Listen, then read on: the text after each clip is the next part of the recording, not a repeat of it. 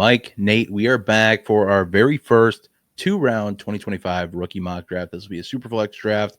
Before we get into it, a couple things to dive into. There are some disclaimers. Of course, one thing to keep in mind, this is not final. These evaluations we have today are not going to be the same evaluations probably that we're walking into the actual drafts with come rookie draft season. On top of that, some of your favorite players might not be mentioned. There's 24 players we're going to talk about. Some top players I know are not on this list. Some quarterbacks got left off despite there being rumored a handful in the top of the drafts, but bear with us. We are just diving in, just starting to peel back the curtain on this class. So, and I'm sure we'll dive into that more as we go. But I was gifted the 101. Mike said, Bob, you need to pick 101. And I said, okay, I'm going to take Ashton Jeanty off the board. This was a pick I kind of, flip-flopped on, and I told you guys about it. Nate, you were like, that's silly. It's the easy 101. And in a lot of aspects, I agree. But at the end of the day, we do have to kind of take positional scarcity into consideration. Wide receiver in this class looking mighty sus right now. Yep. Running back in this class looking very aplenty. So I could see a case where maybe I go Ted McMillan here. Maybe I look elsewhere at another wide receiver that could be on this board coming up. But I took Ashton Jeanty despite my concerns with something I will discuss as well. The strength of schedule guy just has not played a lot of strong teams. The teams he has played that are strong teams, he's done well against, though, but it's been pretty limited action at the end of the day. But capped off his career with a 2,200-yard season, 28 touchdowns. So far, we still have some games yet to come from him, possibly between bowl games, college playoffs, etc. We don't know the outcome of that yet. Going from season to season, increasing his efficiency despite 50% more rushing attempts, increasing his yards per attempt from 6.2, which is already bonkers, up to 7.3, not to mention the massive increase in yards per carry after contact that has improved every year. Keeping in mind, we like to see 3. That's like, we're happy with 3. 4 is awesome. Starting in 2022, 3.88. 2023, 4.52. 2024, 5.42. That's to me, insane. this is somebody it's absolutely insane. This is somebody that's playing above the level of competition they're facing. And my big crux with strength of schedule, and the reason why I bring it up so much, is I've looked into 800 players that have gone from college football into the NFL, and there is a clear indicator in who players face compared to how they do in the NFL compared to their production. So I do take that into consideration. Please keep that in mind going forward. It's something to absolutely take into consideration. But the one time, or the times that the trend is bucked for that with players that, hey, these guys didn't play anybody, they're not going to be good in the NFL, are when they have elite production like this, elite efficiencies, things of that sort. These are the things you need to see from guys like that. Ashton Jeanty checks that box for me, can do it all, run, catch. Didn't do as much receiving this year, but checked the box last year and with the year previous. So more than happy to take him here as the running back 1 off the board, even though I don't know that a lot of 101s should be taking a running back. It's, if you're non-competitive, I'd say, hey, probably time to trade the pick, trade down for a package, trade down into the maybe even the 106, 107 range for a team that's looking to get out of the middle for a haul kind of a thing. But I could see going elsewhere here, but I'm happy with taking Ashton Jeanty off the board. Nate, you are up with the 102. Feel free to touch on Ashton Jeanty more if you'd like to, or dive into your pick. Yeah, Jeanty, you can't go wrong with that pick as the 101. I think he's pretty much the obvious 101 at the moment, though I do love my pick here at the 102. I'm picking up Ted McMillan, who is the wide receiver 1 for me, has really had a great season. Started off the season in week 1 against New Mexico with 10 receptions for 304 yards and 4 touchdowns. And that really set the stage for his season. So far in the year, he's over 1,300 yards. We'll see if he plays in the bowl game or whatever to try for 1,400. But this guy at 6'5", 212 pounds gives me Mike Evans vibes. Other people have compared him to Drake London. Either way, you're talking about someone who can be in the top 12 wide receivers at the end of a season in fantasy football. So McMillan has that prospect profile, both in size and athletic profile, and also in his production that he's had while he's been at Arizona. He's been there for 3 years, and in those 3 years, he's already amassed 3,414 yards and 26 touchdowns. That's really impressive production from him starting as a true freshman at Arizona and over the last 3 years. So this guy, I think, like I said, is the wide receiver 1. Bob, you hit on it earlier. There's not a ton of depth at wide receiver in this class. So I'm more than happy to pick him up at the 102 and move on with that pick. Mike, you're next. Kind of screwed myself over giving myself the 103. Won't be doing that again, but I'm still happy with the player I got. And I went and I took Missouri wide receiver Luther Burden. Luther Burden is not the biggest guy out there. I have him here at 5'11", 208 pounds. So, it seems to me like bigger players are finally starting to get some more run again. As with Tet McMillan, we're seeing a lot of big wide receivers here, a lot of big running backs coming out this year too. Be talking about some of them later. So yes, he's a little bit shorter, thick-ish at 208. Production's down this year. Nate, you and I talked about it on a previous podcast. It's just kind of the way Missouri's using him. I do think he could be used all over the field. We're going to be hearing things like he's a projected slot receiver. Make no mistake about it. Luther Burden can play every wide receiver position. I think they should get creative with him at the NFL level. Kind of bummed with how fast and how explosive he is. He only got 34 career attempts at rushing the football. I think he could be much more versatile, but hey, man, this is Missouri. Nate, you remember when he came into college, Bob? Maybe you remember hearing about this as well. Everyone's kind of like, why is this dude going to Missouri? Now looking at it, maybe he shouldn't have. Maybe he should have transferred at some point in time, but I'm more than happy taking Luther Burden at the 103. Bob, kick it back to you at the 104. One thing I want to touch on quick that you brought up, and I'll touch on later with we need to stop slandering slot wide receivers in the NFL because we know they do well in fantasy football. They do. Right now, more than ever, almost, it seems, where with how defenses are playing, they're saying they're trying to take away deep balls. Guess who benefits from from defenses taking away the deep ball? Slot wide receivers, running backs, tight ends that play close to the line of scrimmage. These guys are eating right now.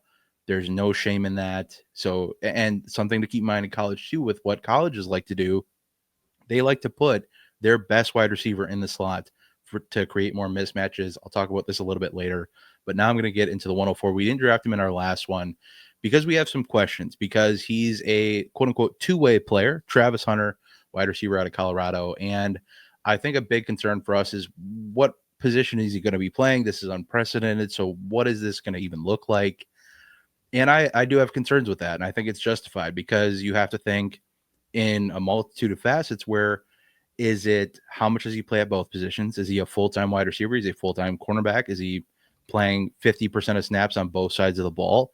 You're also, and this is a silly thing to think about because you can't project injuries, but you're opening yourself up to that much more injury risk. And then you factor in as a developmental asset, as I learn how to speak again, how good can you get at both positions? We've all heard the phrase jack of all trades, but a lot of people don't know the second part of that phrase, jack of all trades, master of none. So do we get to see the full ceiling of Travis Hunter? I'm comfortable taking him here at the 104 because I think he's going to have high enough draft capital that a team is, and he's been very vocal about saying, hey, I want to be a two-way player. I don't think a team is going to interview this guy and, know his wishes and be like, yep, we're going to draft you, but screw you. We're going to put you at X position we want you to be at. So I think whatever team is going to be willing to give it a shot in IDP leagues, it's a no brainer because you're going to get both points on both sides of the ball, and that'll be great. But it's interesting to see. I mean, obviously he's an elite athlete, a highly rated recruit to begin with. The whole thing can obviously play the position, can play two positions really well. So it's definitely an interesting can of worms to get into. I am very curious to see how it really unfolds, but until it does, I'm okay with him here because I know with what's left on the board, I already have questions with a lot of what's left on the board, especially at quarterback. Nate had this discussion with you before, early on in the process. I'm slow with quarterbacks. I do not like to put quarterbacks on a pedestal early. I really take my time looking into them before I get too excited. So with that said, happy with Travis Hunter here at the 104 despite his question marks. Nate, you have a player at 105 you want to discuss, I'm sure. I do. I'm taking Travis Hunter's quarterback, Shedeur Sanders. There you go. Honestly, it's kind of ridiculous that he's still here at the 105 because I think he's the quarterback one in this class. He's going to be a top 5 pick in the NFL draft. And whether he goes to the Raiders or the Giants or some other team that makes their way up there, Sanders is going to start right away. He has plenty of experience starting in college, both back when he was at Jackson State and now that he's with Colorado. And what's impressed me with Shedeur Sanders is he is really safe with the ball. Over his 4 years starting, he's thrown 25 interceptions, which 25 sounds like a lot, but over 4 years, we're talking about 6 interceptions a year. Currently, this year is 8 interceptions, but he has 35 touchdowns. In his last year, Jackson State, he threw for 40 touchdowns and had 6 interceptions. He also has a career 69.6% completion rate, basically a 70% completion rate. He's very safe with the ball. He knows how to get the ball to his playmakers. I don't know if he's going to be, that top 5 quarterback at the next level. I don't think he's going to, be that guy that elevates the team and makes things happen, carries the team on his back. But I absolutely think that Shedeur Sanders can be part of an NFL offense, be a long-term starter, help get his team to the playoffs, and be someone that with a strong team around him and with just a couple of playmakers. You go to the Giants and he's got Malik Nabers there. I don't think Shedeur Sanders needs too much to be able to play at the NFL level. So I like what I've seen from him. He has enough legs where he can extend the play, move out of the pocket a little bit, make some things happen. The one big question mark for Shedeur Sanders is the sacks that he takes. Are they the quarterback stat kind of sacks, or are they the offensive line at Colorado kind of sacks? Maybe a little bit of both. So as safe as he is, he does need to get rid of how many sacks he's been taking over the past couple of years. But overall, I'm not going to worry too much about the fanfare and the outside the field drama that's probably going to surround Shedeur Sanders, because at the end of the day, that does not affect my fantasy points. So when I'm looking at on-field production, I think Shedeur Sanders is going to be the quarterback 1 in this class. I do like Cam Ward, who we're going to be talking about pretty soon here. But Shedeur Sanders is my quarterback 1 right now. Mike? And by pretty soon, you mean right now, because I'm taking Cam Ward at the 1-6. Thank you for taking Shedeur Sanders. I am a big Cam Ward fan. What I love about him the most, the few games I've watched, and I'm really excited to dive into the rest of his film. Really cool in the pocket. Great arm. He can move. He is not a quarterback that looks to run first. He does look to throw first, which is what you want from a quarterback, to throw the ball first. There are some concerns I have, but they're concerns that I think can be coached out of him. First, I think he holds on to the ball too long, waiting for people to get open. You have the athletic ability. You can run, make something happen, or throw the ball away, stop forcing the ball into coverage. He does need to shore up his fumbles a little bit. I did see a stat. I forgot to write it down. My apologies, everybody. Did have a lot of fumbles in his college career, but I am on PFF here. They do have fumble rankings, even though they don't say how many he had. Unless you go into rushing, it's a little bit different. I want to know how many he had total. So his fumble stats from 2020 on, or sorry, this is their grading system. 27.9, 25.2. Then we went up to 45.4, back down to 27.9, and then back up to 49.4. So we're either in the red or orange for fumbles. That's something that's going to need to be corrected as well. If Tiki Barber could do it as a running back, I'm sure Cam Ward could do it as well. That being said, love his pocket presence overall. Love his arm strength. I'd be excited to get him at the 106. Yeah, I like both the quarterbacks that you just discussed. For one of 2 reasons I like these guys is both have transferred up at some point in time and continued to play really well. Cam Ward's actually transferred up twice and continued to play really well. The fumbles, Mike, that is definitely a concern. He does seem to kind of go every other year as a worse year. 9 in 2020, 14 in 2021, 9 in 2022. 14 in 2023, 4 in 2024.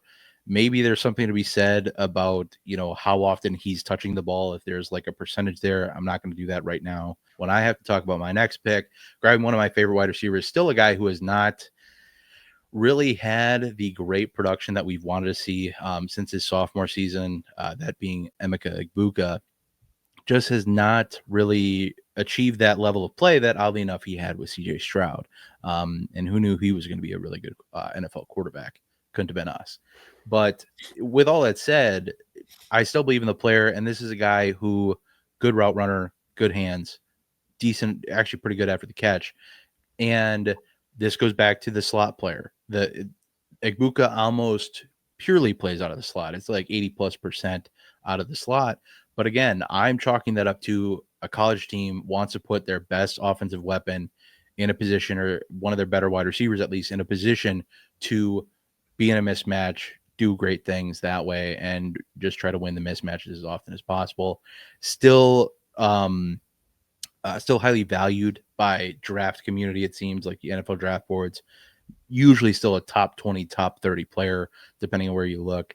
So if he's still going to be a first round wide receiver, and this is kind of, in my opinion, where we really see the wide receiver drop off after Igbuka, it's even more question marks than we've already discussed with some of these guys. So I wanted to take a player I like, player I believe in the vision of, somebody who projects to have good draft capital, checks boxes for me. So that's why I went at 107.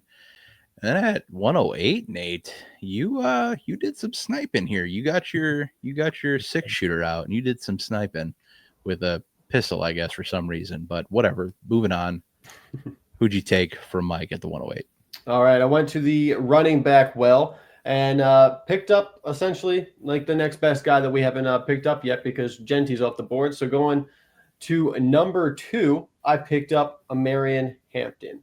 And I did this partly because I know just how much Mike loves him, and I wanted to make sure that I was able to grab him. That's good strategy. Know your league mates. You got to. Sure. What their weaknesses. So I picked up a Marion Hampton, who's been an incredible running back over at North Carolina for the past couple years, the past 2 years, really. His freshman year came out, did about 400 yards, did some splits in the backfield. But over the last 2 years, has really taken over that backfield, and not just taken over the backfield, but taken over that offense. Ever since Sam Howell and Drake May left, that North Carolina offense has been about a Marion Hampton. And we saw that this year with 1,600 rushing yards, 15 touchdowns at 5.9 yards per attempt. And this is another guy that does really well with the yards after contact. His career yards after contact per attempt is 4 yards. That is impressive. He is a bowling ball of a player at 6'1", 220 pounds. He's got that power. He's got that size. And he's also got the speed to finish off long runs. This is a guy that through 14 weeks of college football, only 2 games did he have under 100 yards. That is impressive. He actually had 2 games under 100 yards and 2 games over 200 yards. So I say that balances it out. Okay.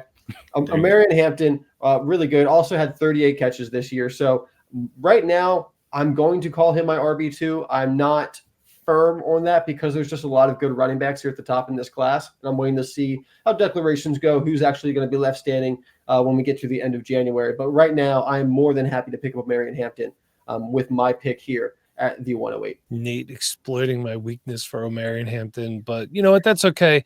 I like the player that I'm picking at 109, and that is Ohio State running back Quinshon Judkins. A lot of people speculate, why would he go to Ohio State? Nate, I believe I heard you say that there was some locker room issues, something like that you had heard. A little bit, nothing too serious, just like some like, he left. Okay. Ole Miss has good players too. Also, go national championship hunting with Ohio State. Why not, right? And then lose 2 games. Yeah, good luck with that. The Ryan Day memes have been fantastic. As a Penn State fan, I've been enjoying that. But about Quinshon Judkins, statistically, his worst season as a collegiate athlete, 805 yards, 8 touchdowns, only 1 fumble though. So good ball security. He's a decent receiver too. What I like about Quinshon Judkins and why I have him over his teammate Travion Henderson. Henderson is the faster player. I think he's a better pure receiver than Quinshon Judkins. Not scoffing at Judkins' receiving ability. However, Judkins' ability to run between the tackles, he has great vision, and he is just more powerful overall. To me, this is a guy that NFL teams are absolutely going to love. I'm not saying that he's Bijan Robinson or Saquon Barkley quite yet. Could he have the ceiling of those players? It's a good possibility if he's given a great opportunity. I mean, the Tennessee Titans love running backs like this. He'd fit in good there. They do need a quarterback, though, so it's unlikely that they're going to be drafting Quinshon Judkins. That was just one example. Love his vision. His patience is good. The power is what really does it for me. So Quinshon Judkins at the 109. Excited about this running back class. I don't hate either of those picks. I love the Hampton pick. Great producer. Going to be somebody I look into more with strength of schedule, stuff like that.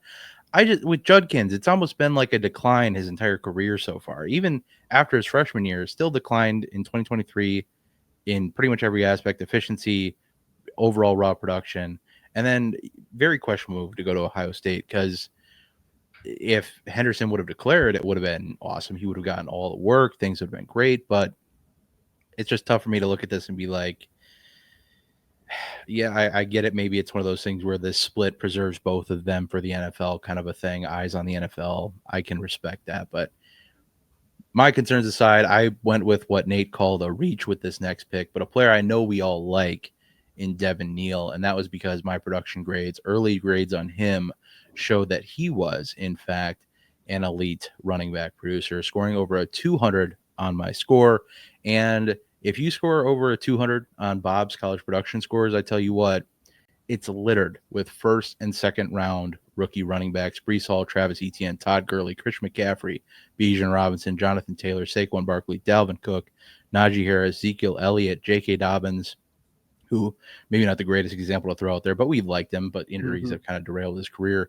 But I mean, it's just littered with these guys who have been early draft picks, great producer, good enough competition.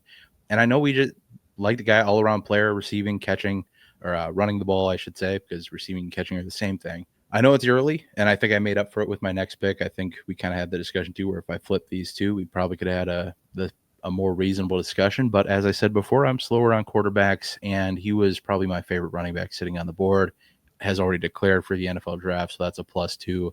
I'm not sure. I'm very curious to see where he ends up in the draft order, because he's probably, stat for stat, if you look at production, strength of schedule, he's above Amarian Hampton. He's above Quinshon Judkins in those categories. The only one he can't touch production-wise, at least, is Ashton Jeanty. So I don't know. I think Devin Neal might be somebody who really needs a closer look. I know he's maybe sour grapes for us because we were really hopeful for him last year to come out, but still went back, produced really well. I'm okay with it for now. And like I said at the top of the video, disclaimer number 1 was these are not our final opinions. There's a lot of looking into players left to do, but I'm a fan of Devin Neal and what I've seen statistically so far, diving into things. Nate, you had another running back that you went with here at the 111 that you said, oh, I definitely take this over Devin Neal at Punk. What do you think? Hey, I like Devin Neal. I wouldn't be surprised if we're talking about him in the late first when we get to our rookie drafts. But I'm also very, very excited about the running back that I picked up at the 111, and that is Caleb Johnson out of Iowa. We're talking about guys who can create yards after the catch. Outside of Ashton Jeanty, I'm not sure if there's anyone better in college football right now than Caleb Johnson. Right now, for this season, 4.42 yards after contact per attempt. And remember, he's playing for Iowa. There is no threat of a pass game. No threat of a pass game. He is seeing stacked boxes just about every single play, and he's still making this happen, averaging 6.4 yards per carry. Let me remind you, no pass game, no threat of a pass game, and averaging over 6 yards per carry. He's over 1,500 yards on the year, 21 touchdowns, also has 22 receptions, so you can see that he can do a little bit of that as well.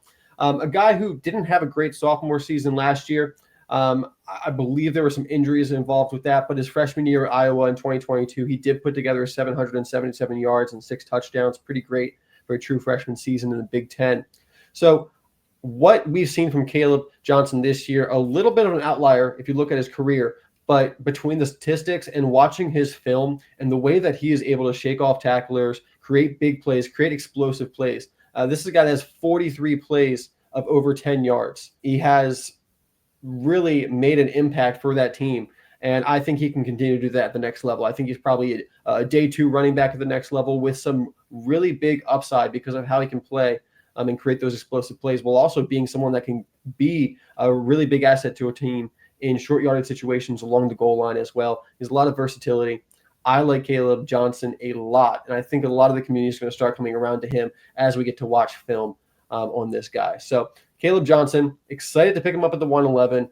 At this point, I have picked up 2 running backs in a row, and I'm going to tell you right now, it's not going to stop anytime soon. It wouldn't be a draft without me taking the first tight end off the board. And at the 112, I'm going to take the tight end 1 in the class, Tyler Warren.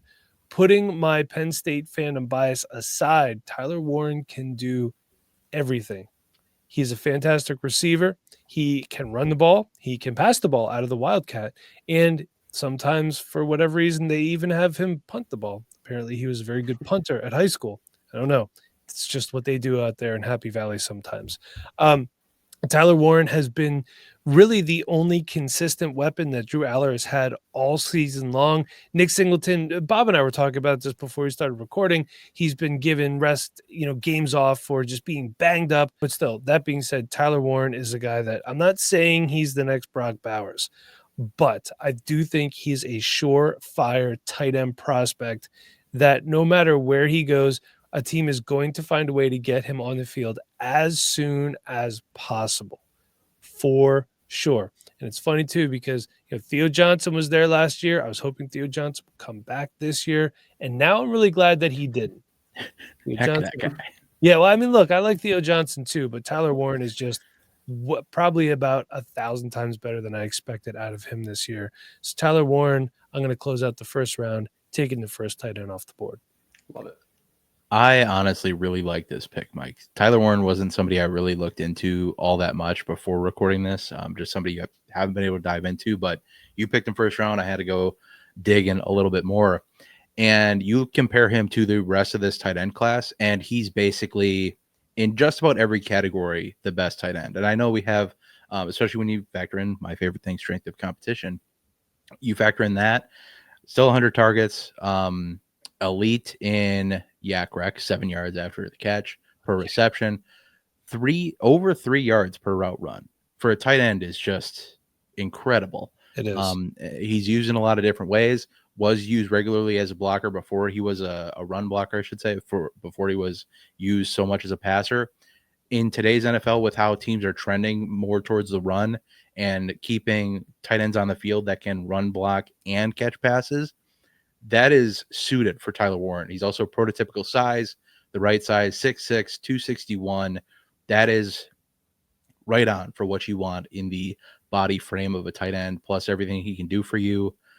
I really like this pick, and I think it's someone that we're going to be talking about in this range quite frequently at the tight end position going forward. I already know he's going to do well. Not a great, lead to the season, but he's had players in front of him. We know that. But 978 yards as a tight end, 6 touchdowns, 12 yards per reception basically throughout his entire career. No joke. I mean, this is a great pick, Mike. I like this a lot. I will kick off the second round with a quarterback pick. And this is one of the things we talk about a lot. Don't hate players, hate values. You can love players, not love their value. You can not love players, but also love their value. Jalen Milroe here is a value, in my opinion. Given the upside, he's not going to be here in drafts. If he declares, gets drafted in the first round, he should not be here at this point in drafts. Doesn't matter what team he goes to. Maybe I'm going to hold back on that because we've said a lot of different things about Michael Penix Jr. So I can't say that yet about Jalen Milroe. I have a lot of questions. I've never thought he was a great passer. He's a great thrower of the ball, but there's quite a distinction when you get to the NFL. If at the end of the day, if you are not a good passer and you can't reliably distribute the football without turning it over, not completing passes, or you want to complete passes, that's what we want. I hope everybody understands what I'm trying to say there. If you can't do that, you don't last. It doesn't matter how good of a rusher you are. You will not last in the NFL if you can't figure out reads and throwing efficiently, effectively. And if that doesn't happen, I don't think he's going to last. So I'd like to see some improvement. I will give him some flowers. We did see some improvement this year, particularly, I want to say, in his pressure to sack ratio, which is something I definitely look at, how often they're getting pressured versus how often they're getting sacked. It basically just kind of shows that internal clock quarterbacks have to have of how, so let's talk about it. Pressure to sack ratio from last year, 32%. 32% of the time that he was pressured, he was sacked. Dropped it all the way down to 17% this year. That's an incredible jump, and that kind of gives some optimism that he can improve in other ways. So that's my thing. But at 201, if he's a first-round quarterback, drafted anywhere in the first round of the NFL draft, Nate, you always say this, should probably go in the first round of your rookie drafts, with the exception of Michael Penix, as we've discussed. With one exception. With the one exception we've talked about in the past. Otherwise, always a first-round pick, smash pick.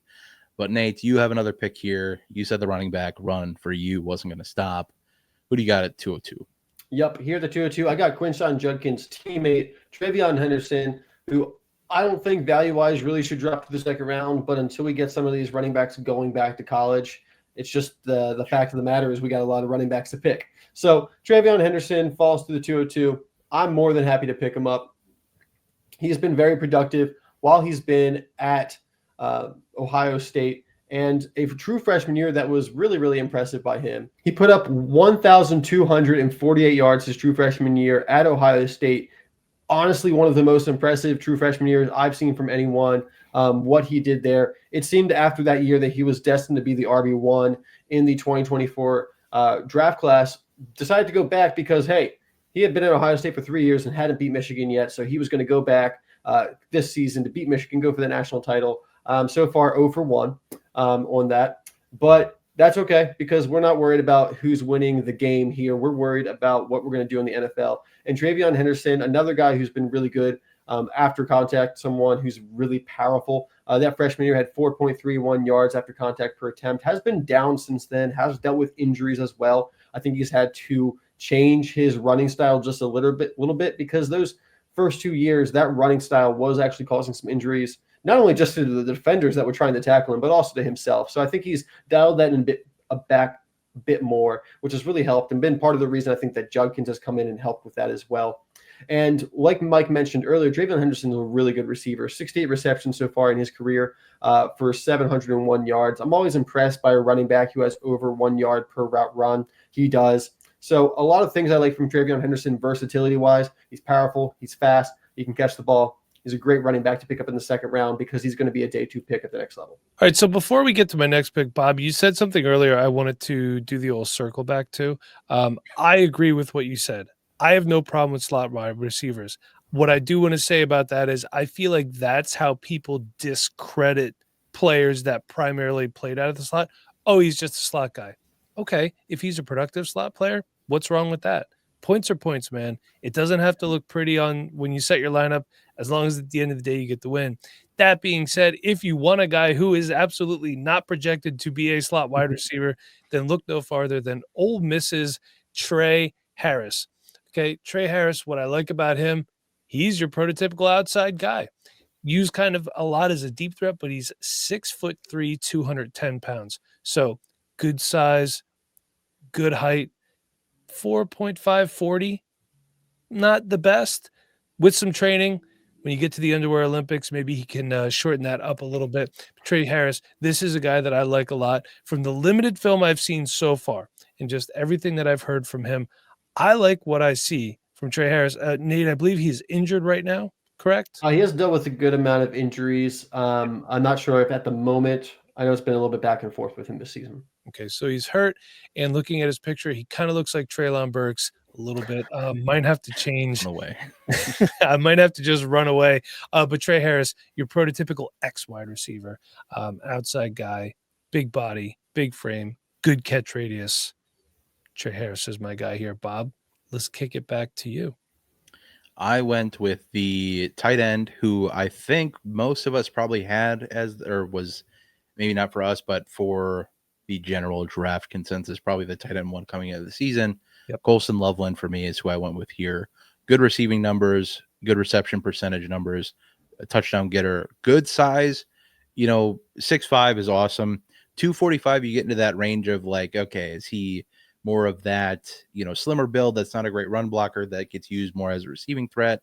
He can do the run blocking as well. Not as highly graded as a Tyler Warren or another tight end we'll talk about later today, but still somebody who I think can get it done at the next level.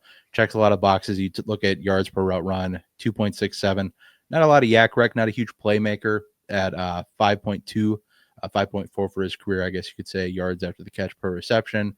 Overall, I like Colson Loveland. This is a point in drafts where in the second round, I think going forward, we need to look more for players who are going to play more. And a tight end that is projected in the first round by a lot of drafts so far is projected as a first tight end off the board in a lot of drafts. That's somebody who's going to see the field at some point more often than not. So I'm happy taking him here in the 204 verse. Again, a lot of questions. And right now in rookie drafts, there's no right rookie draft order. There's just not. There's going to be drafts you see out there that you absolutely love. This range of players, these 4 players were absolute hits, but the rest is trash. And that's a fun opinion to have, I guess. But at the end of the day, we are nowhere near what drafts will look like. If there's anything we've learned doing drafts this early, this is our dipping the toes in, kind of figuring things out, because guess what? Your draft is not for another 6 months, probably 5 months at minimum, or most, I should say. So it's going to be a bit. Take a breath, dive into the players with us. But speaking of that, Nate, dive into your next player. This was somebody on my radar, but questions. So questions, definitely questions. I seem to like the running backs that produce early. Because Nicholas Singleton, running back for Penn State, his true freshman year in the Big Ten, ran for 1,000 yards, 12 touchdowns, 6.8 yards per carry. Was really, really impressive at Penn State. But in 2023, had a setback. Just didn't look as good. Only ran for 4.4 yards per carry. To be honest, the entire offense struggled. Katron Allen, his running mate, also struggled a bit last year. So I dropped Nicholas Singleton a good bit in my rankings coming into this year. I actually remember using the phrase that I use quite often with some running backs. This guy is an athlete playing running back, not an athletic running back. And I do still have a little bit of that feeling with Nicholas Singleton, but we did see some improvements in his vision this year. He's back up to over 6 yards per attempt, which is a really good mark to hit at college. 7 touchdowns, back to about 3.5 yards per contact per attempt. His true freshman year, though, 4.58, which is an incredible number. So this is another guy that can do a lot after contact. He's very fast, very, very athletic, and can do a lot with the ball through the air. Through 3 years, 70 receptions for 684 yards. So he's versatile. But like I said, still have some question marks about his overall vision and ability to really play the running back position at the next level. But he does it well enough where we know that, hey, if you're an athletic running back and you're good at running back enough to get to the NFL, you can have a lot of success, especially when we see someone who ran for over 1,000 yards for a true freshman season. So I think Nicholas Singleton, I don't know if he has the profile right now to be a first-round pick for me, but based on his athleticism, his production in the past, and just his ceiling that he brings to the table, I am more than happy to pick him up, early, mid-second, because even though there's a lot of running backs in this class, picking up a running back that you think can have a large impact on your lineup in the middle of the second round is an incredible value. I'm really happy to pick him up here. And this is about the point where there's a bit of a drop-off for me to what's left on the board. I know there's a couple of running backs that I still like that are about to come up here. I do have question marks about them. One of them I think might be going back to college and transferring. But Nicholas Singleton, more than happy to pick him up. I like that pick. Although I will say, I do think his teammate Katron Allen has the makings of a better pro, a little bit more physical. Well, no, hold on. Now, I'm not saying as a better fantasy player. I'm saying as a better pro player. He probably has a safer floor, but he does not have as high of a ceiling as Nicholas Singleton does. I do think Katron Allen actually comes back next year. He did not have the season that he wanted. Yeah. Bob, what did you want to say? So real quick, I like that you brought up Katron Allen, because anytime, and I should have had this discussion with Quinton Judkins and Trevion Henderson, but we'll save that for another video. But whenever there's backfield mates together that are possibly going into a draft class, I very much enjoy comparing the two, because you're playing behind the same offensive line. A lot of the same other external pieces around you are all the same. In a vacuum, you should be facing off the same situation, right? So you compare these two, Nicholas Singleton versus Katron Allen. Who has the edge in yards per attempt? Nicholas Singleton, 6.1 to 4.4. Touchdowns, 7 to 5. Nicholas Singleton in favor of yards per, here we go again. Yards after contact per attempt, 3.46 for Nicholas Singleton, which is the number we like to see, versus 2.73 for Katron Allen. Missed tackles forced per attempt, the nod goes to Nicholas Singleton again. Targets, Nicholas Singleton again, 35 to 17. I mean, I know coming into the season, we poo-pooed a lot on Nicholas Singleton, Nate. I know we did. I don't remember if you were in that video, Mike, but either way, I know we poo-pooed on him a lot. I poo-pooed dropping off separately. Don't worry. But I know we talked down on him a lot on his very poor year last year.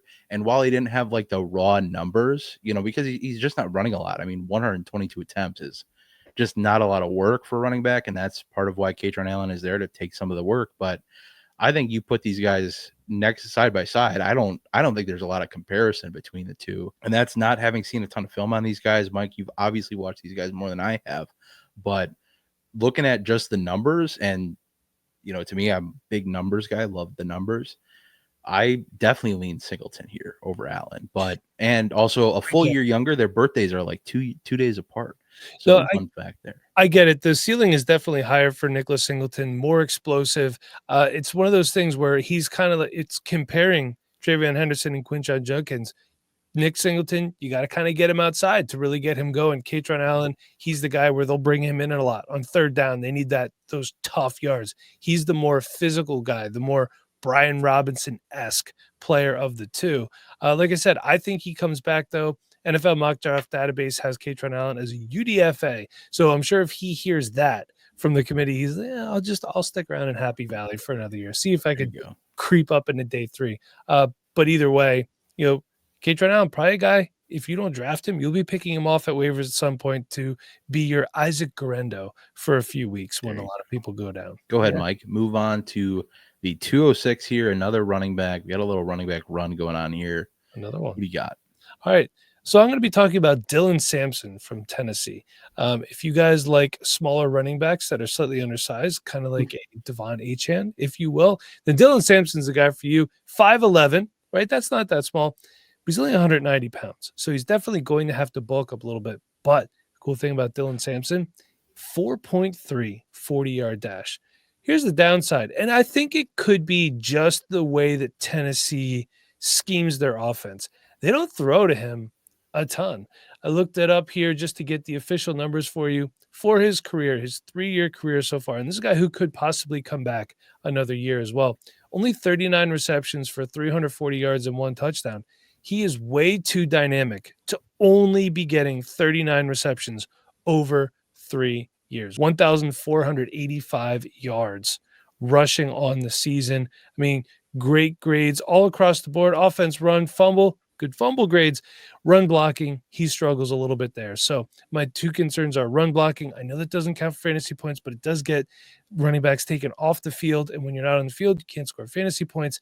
And just the overall build of him, that could be built upon when his season's over. He's going to be in the gym. He's going to be getting ready for the NFL Combine. So just a few concerns there. Nothing crazy. I do not think he will ever be the lead back in a committee, but I think he will be a very, very strong 1B candidate.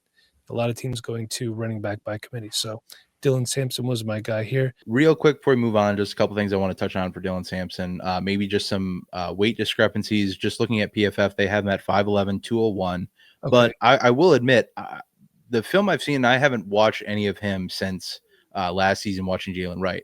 I remember him being a very small-looking running back. And bodies come in all shapes and sizes. It can be very deceptive how much weight is actually packed into a frame. But if it's 201, that's a nice mark to hit. If it is towards that 190, we're going to have questions, especially on a 5'11" frame. There's probably some questions to be had there. But honestly, you mentioned the 39 receptions over 3 years, barely played in 2022, so take that into account. The last 2 years, he's had 22 targets, 24 targets. I think 20 targets for running back probably puts you at a nice threshold of like, if we can hit this, he's probably viable to be a running back or a receiving running back at the next level. So that's just maybe some added thoughts there to maybe you like Dylan Sampson more now. Who knows? But just some additional thought processes there. I went running back, and I went with last year's Doak Walker Award winner, Ollie Gordon.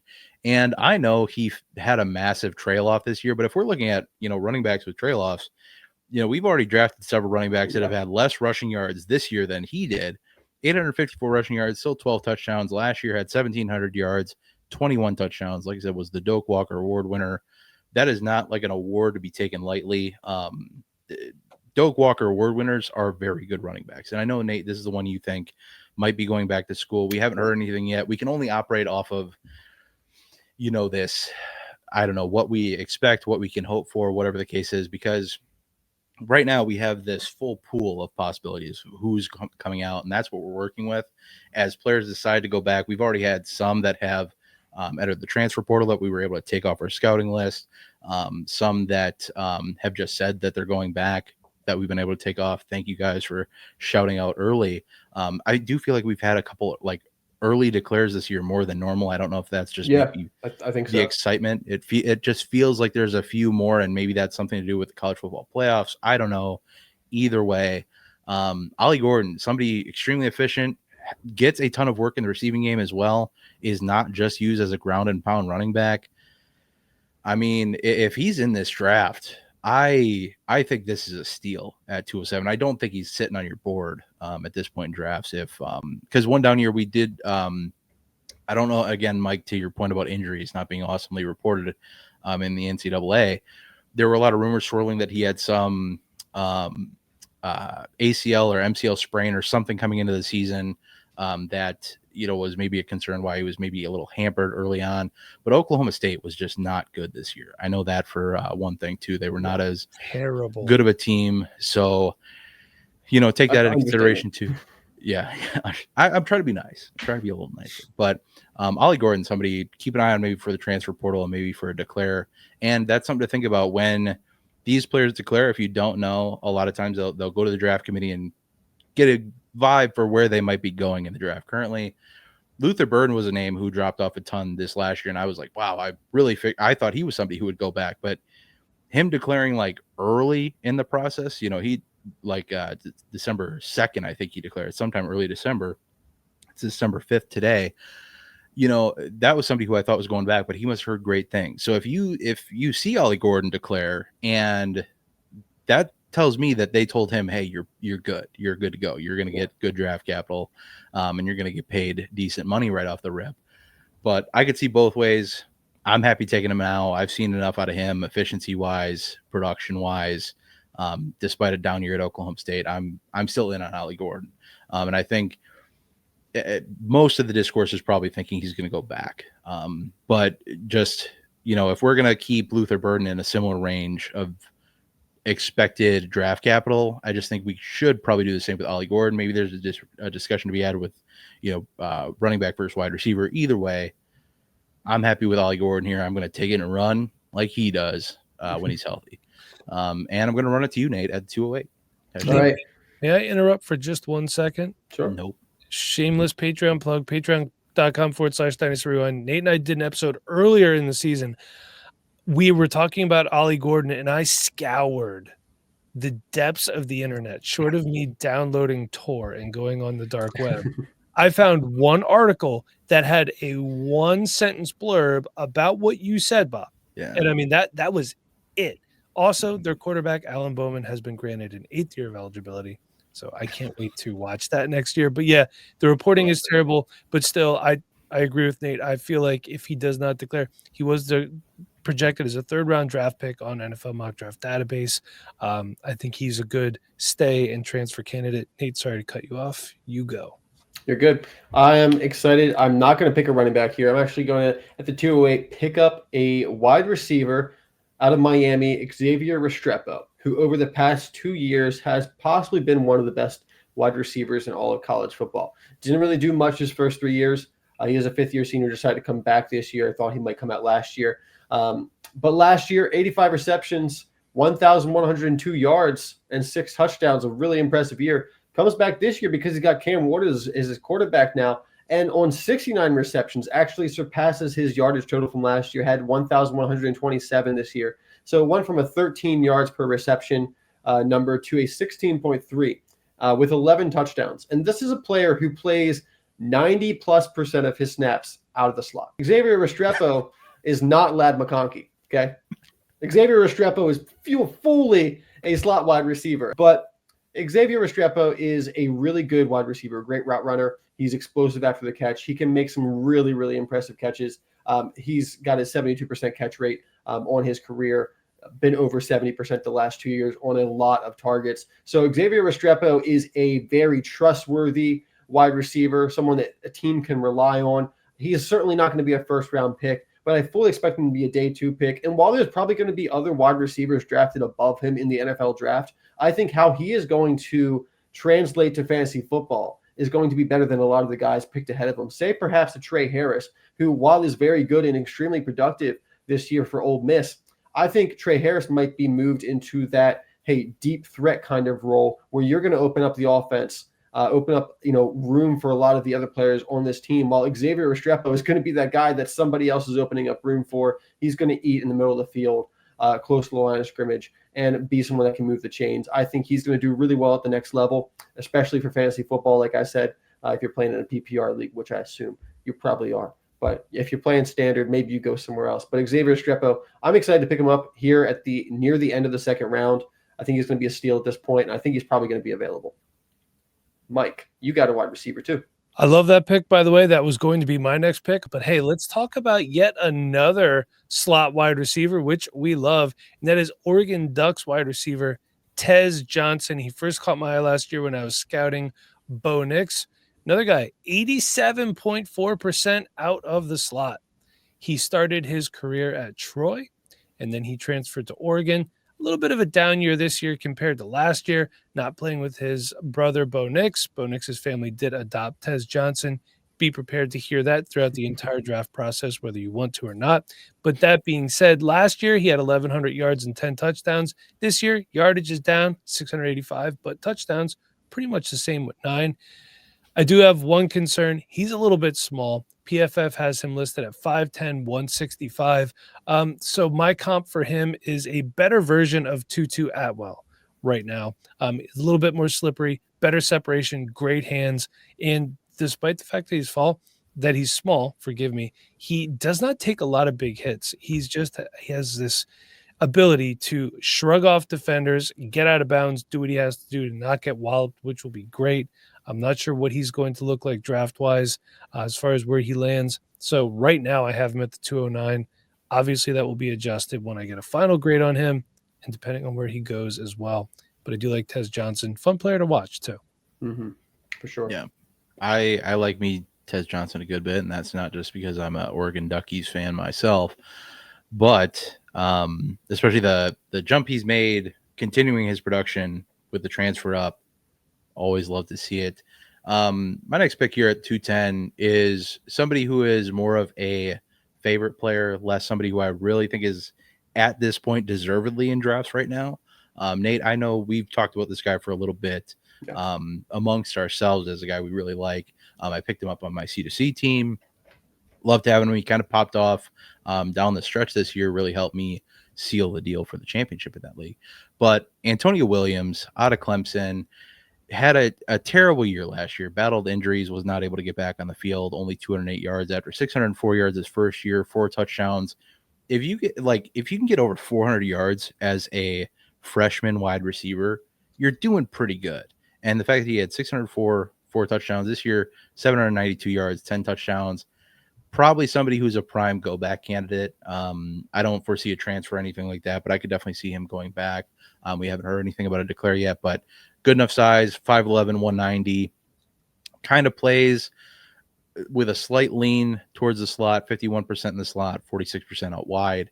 But just a player I really like and enjoy watching as a playmaker, reliable receiver, decent enough after the catch and whatnot, and good yards per route run to boot. So that's just somebody who I really wanted to get on radars and mention as a favorite player. And I hope we hear some declaring news or go back news either way.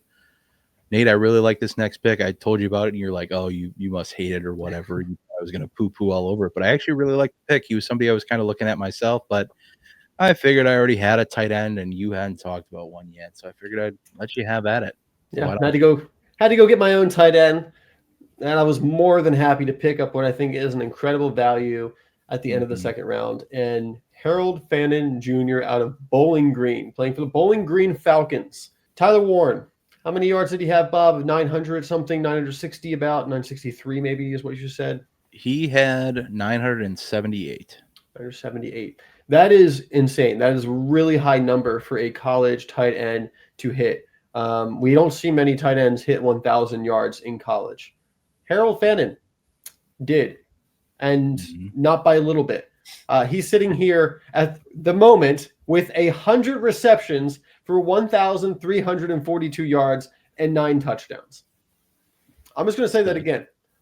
We have a tight end in college who has 100 receptions, 1,342 yards, and 9 touchdowns. Essentially, Harold Fannin Jr. is the Brock Bowers of G5 college football. And because he's the Brock Bowers of G5 college football, he's not going to be a first-round pick. But I think Harold Fannin Jr. is going to be someone that a team is going to look at and know that they can plug and play at a big wide receiver, power slot, move tight end. There's going to be some versatility with how they can get him involved. But they know that getting Harold Fannin Jr. is getting a huge receiving weapon for your team. And there's nothing we like more in fantasy football than a tight end who's going to catch a lot of passes. And Harold Fannin Jr. is set up to do that. The production that we've seen from him has just been crazy. I believe that he is either just about to break the record, I think, for a college tight end for receiving yards, because that production is literally historic. What he's doing down there in Bowling Green right now. And we knew it was going to be exciting this year because last year, as a sophomore for Bowling Green, had 44 receptions for 623 yards and 6 touchdowns, which in itself, if you had that as your best season as a college tight end, you would be very accomplished. Yeah. Mm-hmm. And he's doubled up plus more, both the receptions and yardage this year. Truly one of a kind at the tight end position in college football. So I'm very, very excited to see what happens to him at the next level. And while he might end up, maybe falling into the 3rd round of rookie drafts, I had to talk about him here, especially since you guys already picked up tight ends. Yeah, I just a real quick run through Fannin. The couple concerns. The main one is the smaller school strength of schedule. Not going to dive into that too much. I think that's pretty well documented. Also, kind of a tweener size wise, listed at 6'4", 230, a little smaller. But also, the one thing I did want to add in, I kind of touch on this talking on Tyler Warren being one of the best run blocking tight ends in this class. Harold Fannin is the best run blocking tight end in this class. That's also a receiver, not just a, hey, you're really just out here to run block. Over his career, 74.5 is his run blocking grade from PFF. I'm sorry, for the season, 74.5. Previous year, 65.8, which is really good. I know that's like an F back in grade school, but 65.8 is actually pretty darn good. Most tight ends we see are like 30 to 40 to 50, maybe. So really good grades on his run blocking. And as we mentioned, the size really matters. That's where size kind of shows up. If you can't run block effectively, that's usually where it shows up or can kind of trickle back to points wise. But either way, with that said, on Harold Fannin, don't hate the pick. I think he's a fun, interesting player to definitely keep an eye on in the draft process as a nice little sleeper. Mike, finish this thing out. Love me some Harold Fannin too. Love that pick, Nate. I'm going to close it off with a guy who I do believe helped his draft stock by getting away from Arkansas, and that is Raheem Rocket Sanders. He is slim back down. Nate has mentioned several times on our pods about how the Arkansas coaching staff wanted him to put on weight for whatever reason. Looks much better this year being slim back down. Wish he could stick around and play with Lenora Sellers some more, but I do believe Rocket Sanders is a 5th-year prospect. I'm sorry, I'm trying to look it up. My 4 years. He could go back for another year. He could go back. Let's hope he doesn't, though, because I want him on my team. I kept trying to update. My computer's being wonky right now. I don't want to try too much because I don't want to mess up the recording here. But still, Rocket Sanders, everything I've seen this year, last year is so far in the past, it's not even funny. I will take into account when I do his final grading. That being said, he looks so much faster. He's hitting the hole hard. He is still physical. And I do think he is an above-average receiver as well. At the 212, if you're getting a guy that's going to be a contributor pretty soon on your fantasy team, I'm happy to make that pick right here. Let's go to the 3rd round. Bob, let's do it live. What do you say? Nope. Okay. Nope. We are going to get the heck out of here. But Next time. First and foremost, we will get into honorable mentions another time. We got to close this one out. I got a Packer game to go watch them lose. But I hope you guys enjoyed the video. Please leave a like if you did. Comment down below some of your favorite picks, least favorite picks. Keep in mind, if you're going to tell us somebody's too high, tell us who should be there instead. Tell us how that you'd shift the draft board around. Make that contribution. We'd hella appreciate it. Hecka, whatever. It's a new thing. Trust me, all the kids are saying it. With all that said, this draft in the books. We will see you in the next one. But until then, I hope that y'all have a good one.